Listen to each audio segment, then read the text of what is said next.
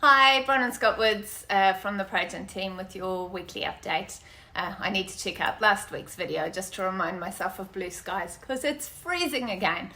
Anyway, got a great response from our first Meet the Locals video, which you can find on the Langholm community group if you're part of that.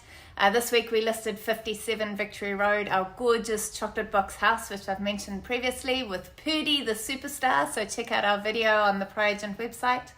125 Albion Vale is live. It's a 2-bedroom freehold townhouse. Fantastic investment or first home.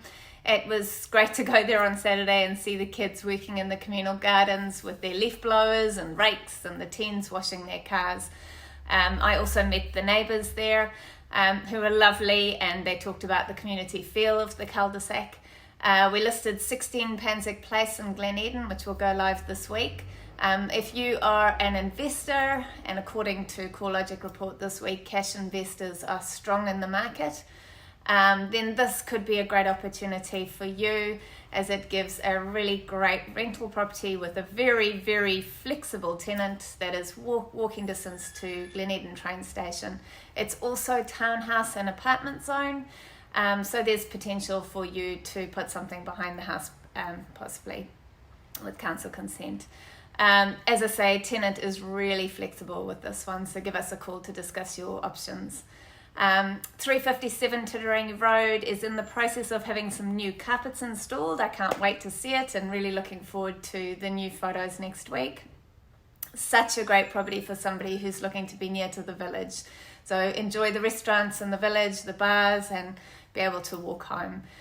So briefly onto the market, nothing really new to report. Activity is still strong, but we are seeing more property chains emerge as banks are stricter. So with the stricter criteria and also a slower market, we're seeing buyers making offers conditional on selling. So two major banks increased their rates again this week after offshore rate rises. Tony Alexander advises that those who are considering fixing their mortgage should consider 1 year, 18 months or 2 year options, and that was reiterated by CoreLogic's report this week, who noted that 75% of new loans are fixed at 1 to 2 years. Tony Alexander also had some really interesting things to say in this week. He talked about the building downturn, election year, even artificial intelligence, climate change, de-internationalization. I knew I'd get that wrong. His full report can be found on the ProAgent website under our news page. Couple of points that I noted from CoreLogic report. First home buyers make up a quarter of buyers at the moment. Auckland stock numbers are 15% lower than they were this time last year. Sales are ticking over. Weekly listing flow is low and more properties are being withdrawn from the market, which is resulting in lower listing numbers. We're still 50% higher than 2021, but lower than a year ago, which could cause some competition and upward pressure on prices, not like we've seen in the past, because interest rates are still high and there's still credit restrictions.